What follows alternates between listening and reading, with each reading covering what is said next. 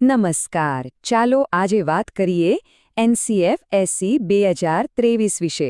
આ માત્ર એક ડોક્યુમેન્ટ નથી, પણ શિક્ષણને જોવાનો એક બિલકુલ નવો દ્રષ્ટિકોણ છે. જોઈએ કે આમાં એવું તો શું ખાસ છે?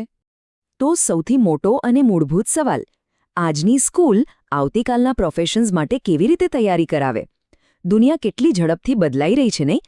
તો પછી આપણું શિક્ષણ કેવી રીતે પાછળ રહી શકે? ચાલો આ જ સવાલનો જવાબ શોધવાનો પ્રયાસ કરીએ. અને અહીંથી જ શરૂ થાય છે ખરી મૂંઝવણ. ભવિષ્યના વ્યવસાયો વિશે વિચારવું થોડું અઘરું છે ખરું ને? કારણ કે આપણે એવા ભવિષ્યની વાત કરી રહ્યા છીએ જેની આપણે કલ્પના પણ નથી કરી શકતા. આજે જે જોબ્સ છે એમાંથી ઘણી કાલે હશે જ નહીં. તો સ્કૂલ શું શીખવાડે? આજ તો મોટો પડકાર છે. જુઓ, પ્રોબ્લેમ શું છે? એક બાજુ આપણી આસપાસ જ કેટલા બધા અલગ અલગ પ્રકારના કામો છે, અસંખ્ય. અને બીજી બાજુ આપણને એ પણ નથી ખબર કે આવનારા 10-15 વર્ષમાં કેવા નવા જ પ્રકારના પ્રોફેશન્સ આવશે. તો પછી સ્કૂલ કઈ યોગ્ય સ્કિલ પસંદ કરીને શીખવાડી શકે? બહુ મુશ્કેલ છે. એટલે જ એક નવા જ એપ્રોચની જરૂર છે. તો પછી આનો ઉપાય શું? એનસીએફ અહીં એકદમ અલગ જ એક નવો રસ્તો બતાવે છે. અને રસ્તો છે કાર્ય સ્વરૂપો પર ફોકસ કરવાનો. એટલે કે કોઈ એક ચોક્કસ નોકરી શીખવાડવાને બદલે એવા કૌશલ્યો પર ધ્યાન આપવું જે હંમેશા કામ લાગે. આ બદલાવને આમ સમજી શકાય. જૂનો અભિગમ એટલે કોઈ એક ચોક્કસ નોકરી શીખવી દેવી, એકદમ સીધો રસ્તો. પણ નવો અભિગમ કહે છે કે કામના મૂળભૂત સ્વરૂપો શીખવો. આ એક એવો હાઈવે છે જ્યાંથી ભવિષ્યમાં કોઈ પણ રસ્તા પર જઈ શકાય. આ એક મોટો ફેરફાર છે. તો આ કાર્ય સ્વરૂપો છે શું?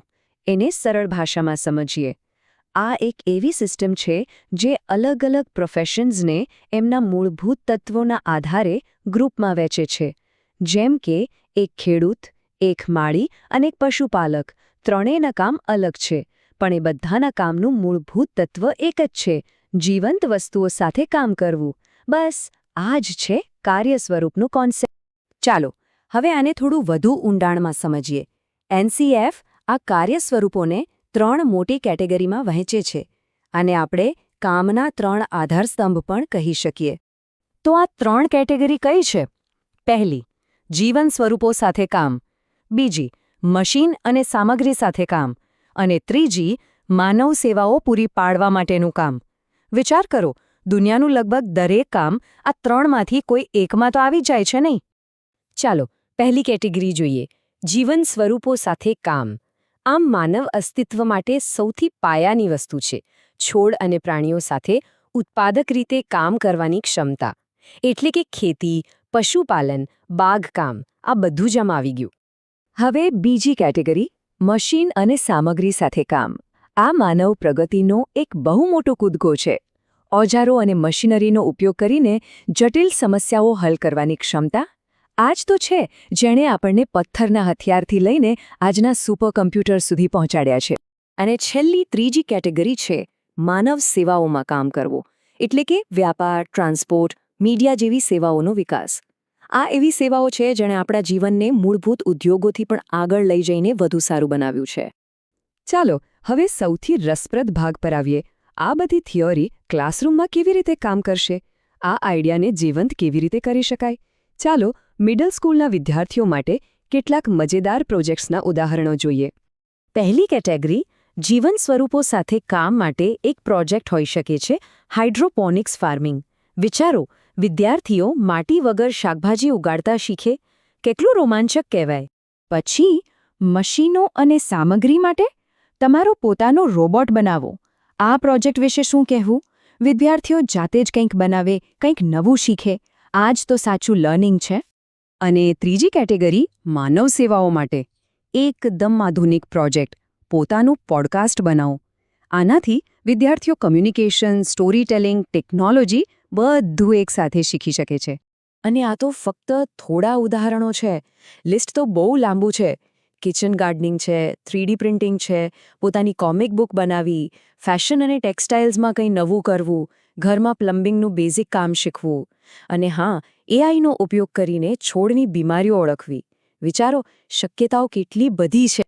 તો આ બધા પ્રોજેક્ટ્સનો ફાયદો શું?